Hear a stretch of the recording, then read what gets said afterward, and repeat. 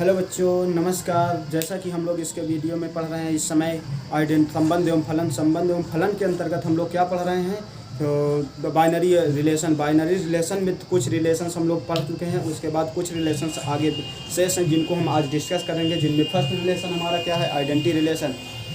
Identity relation क्या होता है? तो आइडेंटिटी रिलेशन में वो होता है मतलब कि कोई सेट जैसे गिवन है, मान लीजिए एक्स कामा वाई आर से रिलेटेड है इस प्रकार की एक्स इक्वल टू वाई। हाँ, तो जैसे बच्चों हम लोग इसके पहले थोड़ा सा एक रिलेशन पढ़ चुके हैं जिसे हम लोग क्या बोलते हैं, इसके पहले हम लोग एक रिलेशन पढ़ चुके हैं। क्या रिलेशन पढ़े हैं? तो उसे क्या बोलते हैं, रिफ्लेक्सिव रिलेशन। तो रिफ्लेक्सिव रिलेशन में क्या हम लोगों ने पढ़ा था? रिफ्लेक्सिव रिलेशन में हम लोगों ने पढ़ रखा था कि कोई भी अगर संबंध होता है तो उसी रिफ्लेक्सिव और आइडेंटिटी में थोड़ा सा डिफरेंट है, उसी को हम लोग ध्यान रखेंगे। तो अभी उनको हम लोग कंपेयर कर देंगे, आइडेंटिटी का कंपेयर रिफ्लेक्सिव से कर देंगे, तो आप लोगों को समझने में आसानी होगी। तो आइए सबसे पहले पढ़ते हैं आइडेंटिटी क्या होता है। तो आइडेंटिटी रिलेशन होता है जैसे कोई सेट मान लीजिए दिया है, उसमें मान लो कोई हम लोग सेट ले लेते हैं, सेट ए ले लिया, क्या है 1 2 3 4। ठीक, हमने क्या सेट लिया 1 2 3 4। अब इसमें से हम लोग एक रिलेशन बनाते हैं एक्स इक्वल टू वाई, क्योंकि आइडेंटिटी रिलेशन वही होता है जिसमें स्वयं की इमेज स्वयं बनाता हो। एक्स इक्वल टू वाई, ये मतलब एक्स और वाई दोनों बहुत होंगे, तो 1 1 2 2 3 3 4 4। एक हम बच्चों और इसमें कंपेयर करने के लिए लिख देते, मान लो पहला रिलेशन है, दूसरा रिलेशन अगर हम लोग लिखें 1 1 2 2 3 3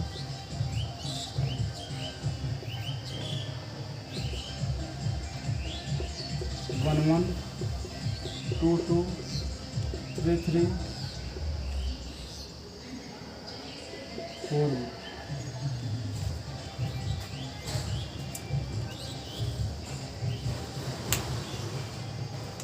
यहाँ चलते हैं।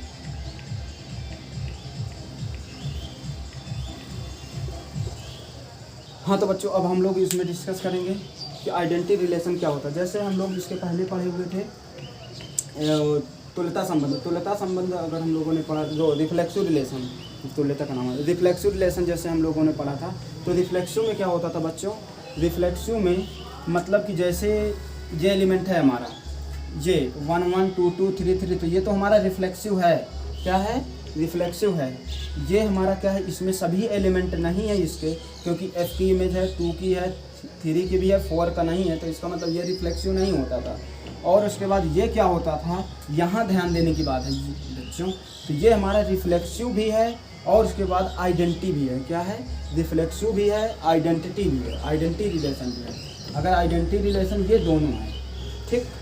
और इसमें क्या है, इसमें हम लोग पढ़े थे कि अगर सभी एलिमेंट हमारे होने चाहिए, सभी इमेज इसकी जो भी इसमें एलिमेंट है उन सभी की इमेज होनी चाहिए, सभी की इमेज होनी चाहिए। अगर जो जितने रिलेशन हैं हमारे पास सभी की इमेज है तो ठीक है, वो आइडेंटिटी। बाकी एक्स्ट्रा भाई साहब अगर ये आ गए हैं, जैसे 4 का 1 एक एक्स्ट्रा भाई साहब यहाँ पे आ गए हैं, तो उनके लिए हम लोग क्या करेंगे, उनके लिए अगर ये एक्स्ट्रा आ गए हैं तो इनके लिए हमारे में अगर हम लोग देख रहे हैं कौन सा रिफ्लेक्सिव रिलेशन, तब तो एक्स्ट्रा आता है, इससे कोई इफेक्ट नहीं। हमें इफेक्ट ये चाहिए कि हमारे जितने भी हैं सबकी यहाँ पे इमेज होनी चाहिए, सबके है।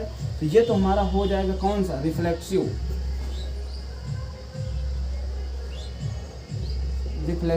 रिलेशन हो जाएगा। पर लेकिन ये हमारा आइडेंटिटी रिलेशन नहीं होगा, क्योंकि आइडेंटिटी कहता है कि जो इसमें जितने एलिमेंट है सेम उतने ही एलिमेंट चाहिए, ना हमें एक्स्ट्रा चाहिए ना और कम चाहिए। तो इसमें एक्स्ट्रा ये भाई साहब हैं, इस वजह से ये हमारा आइडेंटिटी रिलेशन नहीं होगा। तो ये हमारा होता है बच्चों आइडेंटिटी रिलेशन। आइडेंटिटी रिलेशन के अंतर्गत याद रखना दोनों में रिफ्लेक्सिव और आइडेंटिटी में क्या डिफरेंस होता है, वो हमें याद रखना होता है। तो ये हमारा हो गया आइडेंटिटी। बस यही थोड़ा सा हमें यही पॉइंट हमें याद रखना है कि रिफ्लेक्सिव में अगर एक्स्ट्रा भी हो जाएंगे, कोई भी रिलेशन लेंगे अगर उसमें एक्स्ट्रा भी कोई एलिमेंट होते हैं तो रिफ्लेक्सिव होता है, पर लेकिन आइडेंटिटी नहीं होता है। यहाँ लिख दो IDENTI आइडेंटिटी रिलेशन नहीं है। क्या है? आइडेंटिटी रिलेशन नहीं है, रिफ्लेक्सिव है। ये इसमें बोथ हैं। तो ये चीज़ कंपेयर करके हैं पढ़ना है। तो ठीक है बच्चों, इसके आगे हम लोग देखते हैं। ये हो गया आइडेंटिटी रिलेशन। एक और रिलेशन है जिसको हमें अध्ययन करना है, उसका नाम है, क्या बोलते हैं हम लोग, इंट्रिंसिक रिलेशन। क्या बोलते हैं? Transitive relation. ट्रांजिटिव रिलेशन जिसे हम लोग बोलते हैं ट्रांजिटिव रिलेशन। तो हम लोग ट्रांजिटिव रिलेशन बोलते हैं।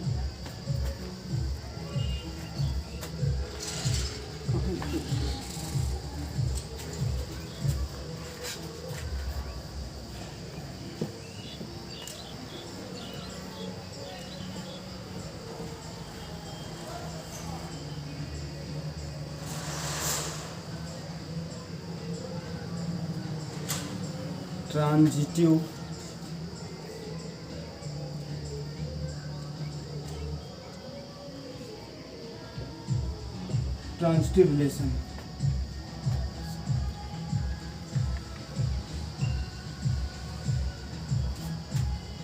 ट्रांजिटिव रिलेशन जिसे बोलते हैं संक्रामक संबंध। संक्रामक संबंध। तो ट्रांजिटिव रिलेशन के अंतर्गत हम लोग बच्चों पढ़ेंगे। ट्रांजिटिव रिलेशन में क्या आता है? ट्रांजिटिव रिलेशन के अंतर्गत हम लोग पढ़ेंगे। तो इसकी डिफिनीशंस थोड़ा सा समझते हैं। क्या होता है? यदि कोई सेट गिवन है कि R इस प्रकार इससे रिलेशन में है, तब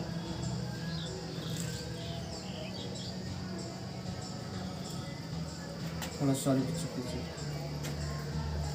X and Y and Z and X for all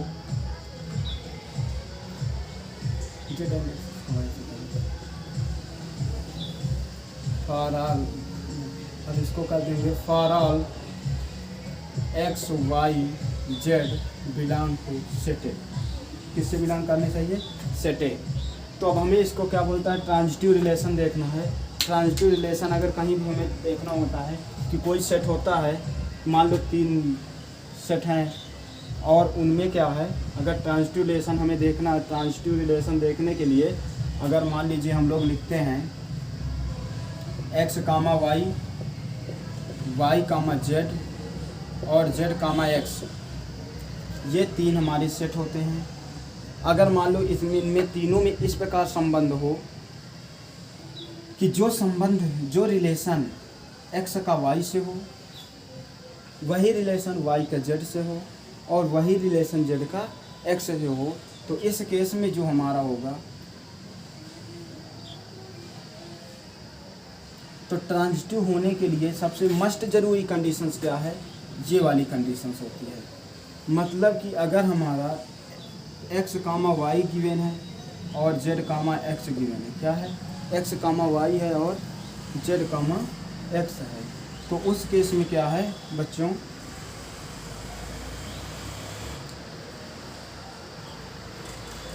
अगर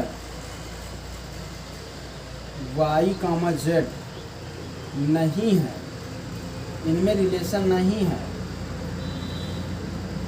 Y, Z में रिलेशन नहीं है, Y, Z में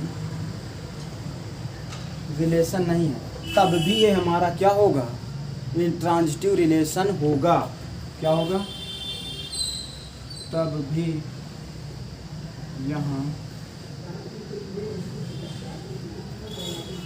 ट्रांजिटिव रिलेशन होगा। तब भी यहाँ क्या होगा? ट्रांजिटिव रिलेशन होगा। मान लीजिए X का Y से जो रिलेशन है, Y के Z से हो या ना हो, पर लेकिन Z का X से ज़रूर होना चाहिए। उस संबंध में जो हमारा होता है, ये हमारा क्या कहलाता है? ट्रांजिटिव रिलेशन होता है। अगर X Y है और Y का Z से रिलेशन है तथा Z का X से रिलेशन नहीं है, जेड एक्स से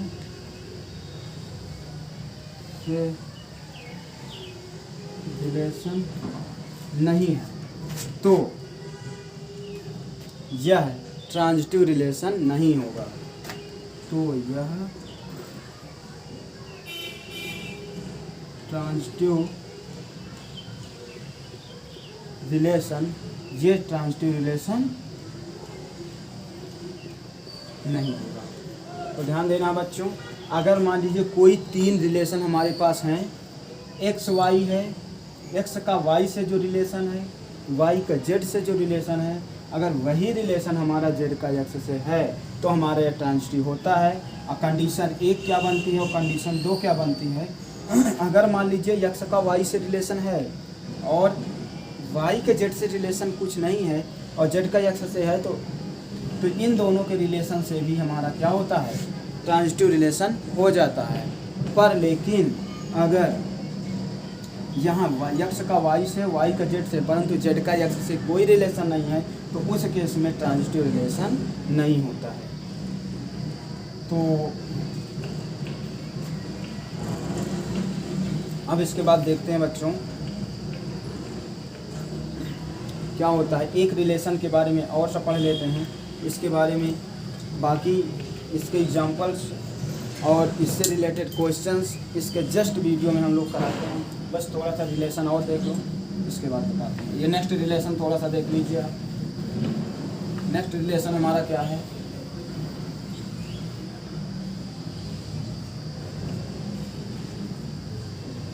अब नेक्स्ट पढ़ना है इक्विवेलेंस रिलेशन।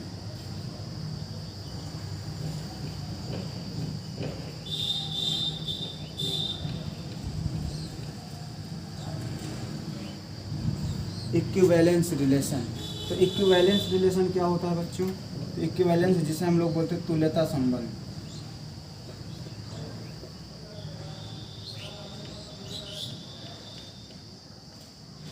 इक्विवेलेंस रिलेशन जिसे हम बोलते हैं तुल्यता संबंध। तो इक्विवेलेंस रिलेशन वह रिलेशन होता है जिस कोई भी रिलेशन अगर वो क्या होना चाहिए, हमारा सिमेट्रिक होना चाहिए और क्या होना चाहिए, जैसे रिफ्लेक्सिव होना चाहिए और क्या होना चाहिए, और हमारा ट्रांजिटिव होना चाहिए। यदि कोई रिलेशन, यहाँ लिख लो डिफिनेशन,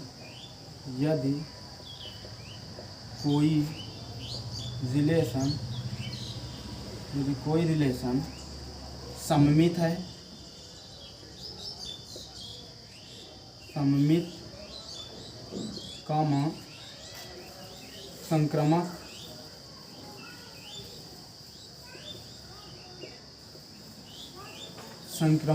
और सम्मित है और स्वतुल्य है।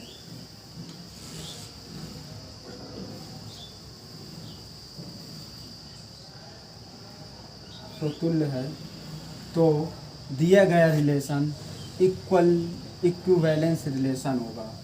तो दिया गया रिलेशन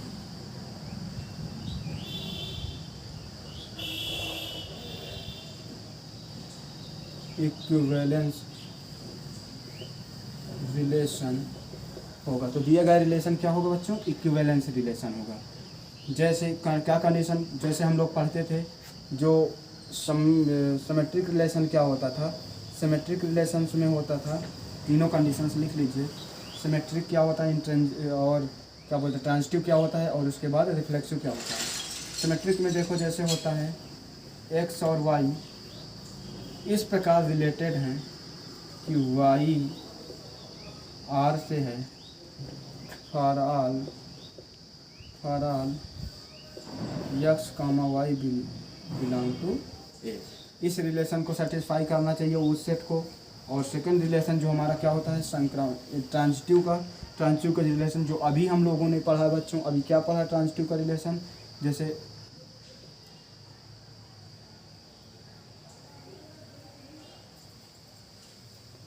एक्स का वाई से रिलेशन, वाई का जेड से और जेड का एक्स से अगर है, इसके लिए for all X Y Z belong to ए।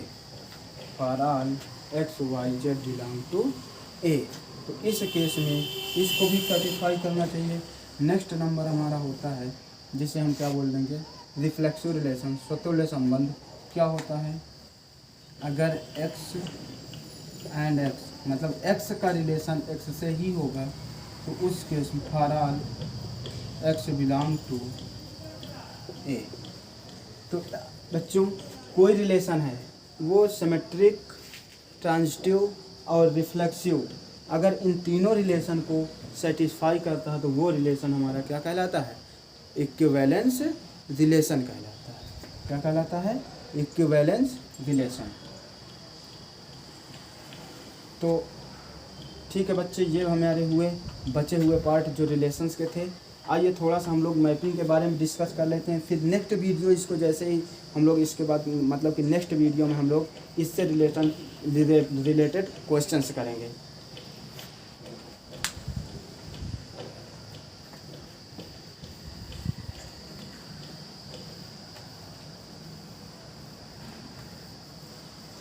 थोड़ा सा बेसिक जान, क्योंकि कल हमें पहले क्वेश्चन सॉल्व कराना है इनसे रिलेटेड और उसके बाद मैपिंग पढ़ाना। तो मैपिंग के बारे में थोड़ा सा जानकारी ले लेते हैं, क्या होती है मैपिंग।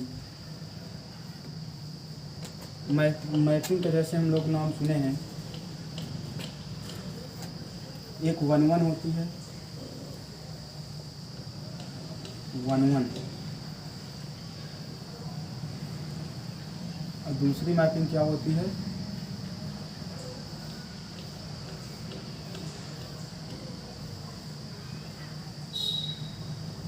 Onto mapping. इसका हिंदी नाम क्या होता है बच्चों, हिंदी नाम देख लेते हैं। हिंदी नाम जो है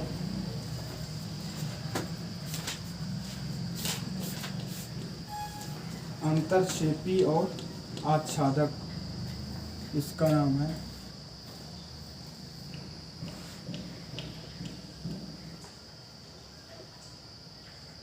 अंतरक्षेपी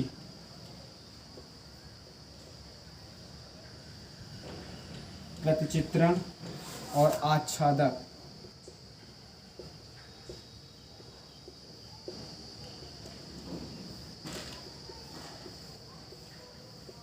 आच्छादक प्रतिचित्रण। तो बच्चों अब इसके बारे में हमें देखें 1-1 क्या होता है, ऑनटू क्या होता है। तो 1-1 मैपिंग को हम लोग पढ़ने के लिए क्या करेंगे, देखो इसकी डिफिनीशंस क्या होती है थोड़ा सा सुन लीजिए आप लोग। तो मतलब कि वह प्रतिचित्रण से तात्पर्य मैपिंग है।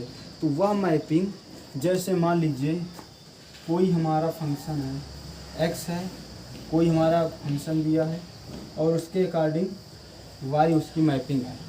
तो मान लीजिए इसमें उपस्थित कुछ एलिमेंट है, इसमें भी कुछ एलिमेंट उपस्थित हैं।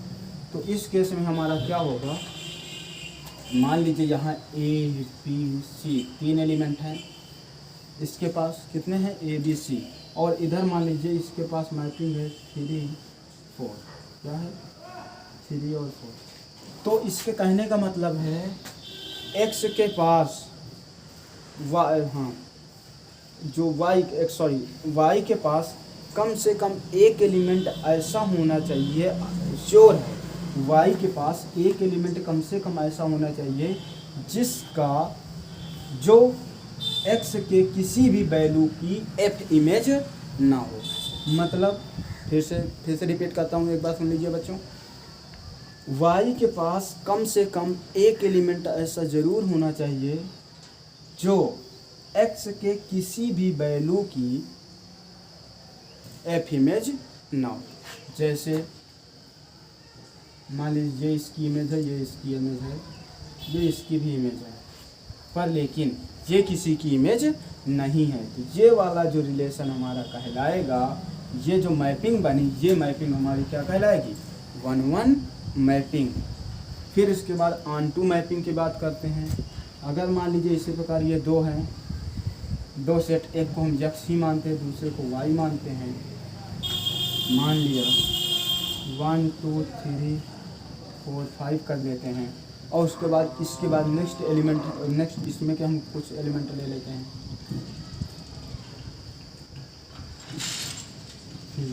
नंबर ना दो, कोई एलिमेंट x और y ले लो, क्या ले लेते हैं, x और y। अब इसके कहने का मतलब ये है क्या कहने का मतलब है कि y के पास जो भी एलिमेंट हों, y के पास जो भी एलिमेंट हों, वो सभी एलिमेंट कम से कम x के किसी न किसी एक एलिमेंट की f इमेज होना चाहिए। फिर से रिपीट करता हूँ बच्चों, देख लो, y के पास कम से कम एक एलिमेंट, कम से कम y के पास उपस्थित सभी एलिमेंट x के एलिमेंटों में से किसी एक के एलिमेंट ज़रूर होना चाहिए। ऐसा कोई इसके पास नहीं होना चाहिए y के पास एलिमेंट जो किसी का f इमेज ना हो। तो जैसे मान लीजिए एक होना चाहिए, दो हो जा रहे हैं तो अच्छी बात है, मतलब कम से कम एक तो होना ही चाहिए। ये जैसे इसमें अब दो, ये कितने का है, ये दो वैल्यूओं की एफ इमेज कौन है, x है। y कितने, तीन वैल्यूओं की एफ इमेज है। मतलब कि ऐसा ना हो कि इसमें कोई z भी हो जो किसी भी वैल्यू की इधर के उसमें एफ इमेज ना हो। तो ये चीज़ याद रखते हैं। तो ठीक है बच्चों, तो आज हमने थोड़ा सा मैपिंग के, केवल मात्र इंट्रोडक्शन था। इसके बाद नेक्स्ट वीडियो में हम लोग आकर के मैपिंग पढ़ेंगे। मैपिंग पढ़ने के बाद और जो हमने आज तक रिलेशन से पढ़े, नियर अबाउट रिलेशन सभी कवर हो गए हैं। तो इसके बाद जो है हम लोग नेक्स्ट एक वीडियो में जाकर के जितने रिलेशन हमने पढ़े हैं, नेक्स्ट वीडियो में उनसे सभी रिलेशंस के एक साथ सभी को कंपेयर में हम लोग डिस्कशन करेंगे कि कोई रिलेशंस क्या कैसे होता है। जैसे एक हमें रिलेशन ले लेंगे और उस पर सभी रिलेशंस को चेकअप करेंगे, कौन सा रिलेशन है कौन सा नहीं है, तो तब हमें एक भी समझ में आएगा और अच्छे से। तो अभी तो हमने जो भी इंट्रोडक्शन, ये मैपिंग का थोड़ा सा इंट्रोडक्शन दिया गया, बाकी नेक्स्ट वीडियो में इसको क्लियर किया जाएगा। धन्यवाद बच्चों।